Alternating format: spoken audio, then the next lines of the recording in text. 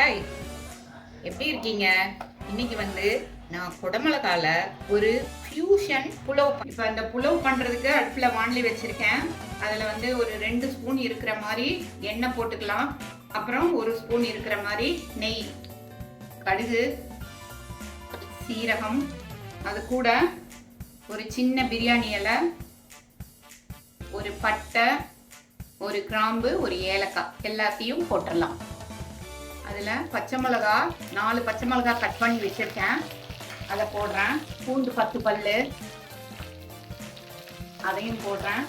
வெங்காயம் ஒரு 50 கிராம் இருக்கிற மாதிரி உரிச்சு வச்சுருக்கேன், அதையும் இப்போ இதில் போட்டுடலாம். போட்டு வெங்காயம் கொஞ்சம் ஃப்ரை ஆகட்டும். 1 நிமிஷம் ஃப்ரை ஆன அப்புறம் பச்சை பட்டாணி இருக்கு இல்லையா, உரிச்சது, அதை போட்டுடலாம். இப்போ இது கூட கட் பண்ணி வச்ச தக்காளியையும் நான் போடுறேன். இப்போ இந்த ஸ்டேஜில் வந்து நம்ம கட் பண்ணி வச்சிருக்கிற குடமிளகாவை இப்போ போட்டுடலாம். இப்போ இதுக்கு தேவையான மசாலா சாமான் எல்லாத்தையும் போட்டுடலாம். ஃபஸ்ட்டு நான் வந்து மஞ்சள் தூள் போடுறேன். அடுப்பாடு சிம்மில் வச்சிடலாம். மஞ்சள் தூள் போடுறேன். அப்புறம் வந்து சாம்பார் பொடி போடுறேன். என்ன சாம்பார் பொடியா புலவுலன்னு யோசிக்காதீங்க. இதில் வந்து ஜீரகத்தூள், மிளகுத்தூள், தனியாத்தூள் எல்லாம் இருக்கிறதால இது ஒரு டிஃப்ரெண்ட்டான ஒரு ஃப்ளேவரை கொடுக்கும். நீங்கள் ட்ரை பண்ணி பாருங்கள், ரொம்ப நல்லா இருக்கும். அதுக்கப்புறம் கரம் மசாலா அதுவும் கொஞ்சம் போட்டுக்கலாம். அது கூட தனி மிளகாத்தூள், நம்ம வீட்டில் கொஞ்சம் காரம் ஜாஸ்தியாக இருக்குது, அதனால கொஞ்சமாக போடுறேன். நீங்கள் உங்கள் வீட்டில் காரத்துக்கு தகுந்த மாதிரி போட்டுக்கோங்க. இதை ஃபஸ்ட்டு கொஞ்சம் ஃப்ரை பண்ணிடலாம். நல்லா கெட்டி தயிர் இருக்கு இல்லைங்களா, அதை வந்து ஒரு 1.5 ஸ்பூன் 1.5 கரண்டி இருக்கிற மாதிரி போட்டுக்கலாம். இது எல்லாமே நல்லா கலந்து விடணும். இந்த ரைஸுக்கு தேவையான அளவு உப்பு, இந்த காய்கறிக்கு எல்லாம் சேர்த்து நான் உப்பையும் போட்டுறேன். இப்போ இதில்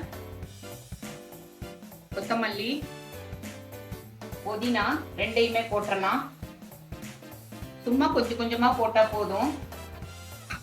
நம்ம ரைஸ் எந்த டம்ளரில் அளக்குறோமோ, பாஸ்மதி ரைஸாக இருந்தால் அதுக்கு 1:2 அப்படிங்கிற ரேஷியோவில் வந்து தண்ணி ஊற்றலாம். சீரக சம்பா பச்சை அரிசியாக இருந்தால் 2.5 டம்ளர்ஸ் ஊற்றலாம். இந்த ப்ராசஸ் ஆரம்பிக்கிறப்பவே நான் பாஸ்மதி ரைஸை ஊற வச்சு வச்சுருந்தேன். இப்போ வந்து நல்லா இந்த தண்ணி கொதிக்க ஆரம்பிச்சிருச்சு. இதில் வந்து இந்த பாஸ்மதி ரைஸு போட்டுடலாம். நம்ம 1:2 அப்படிங்கிற ரேஷியோவில் நான் தண்ணி ஊற்றிருக்கேன். இதை வந்து இப்படியே நம்ம வாணலியில் வச்சும் செய்யலாம், அல்லது இதை அப்படியே குக்கருக்கு மாற்றி ஒரு 2 விசில் விட்டோம்னா சூப்பராக வெந்து வந்துடுங்க. 10 நிமிஷம் கழித்து திறந்து பார்த்தோம்னா ஒரு பாதி அளவு வெந்து வந்துருச்சுங்க. இதை வந்து நல்லா ஒரு கலக்கு கலக்கிடலாம். ரொம்ப அப்படியே மேலாக்க கலக்கணும், அரிசி உடையாமல் இப்படி கலக்கிட்டு திருப்பியும் இன்னொரு 10 நிமிஷம் மூடி வச்சிடலாங்க. சூப்பருங்க, பக்காவாக வந்துருச்சு பாருங்க. இப்போ நம்ம இதை வந்து ஒரு சர்விங் பவுலுக்கு மாற்றிடலாம்.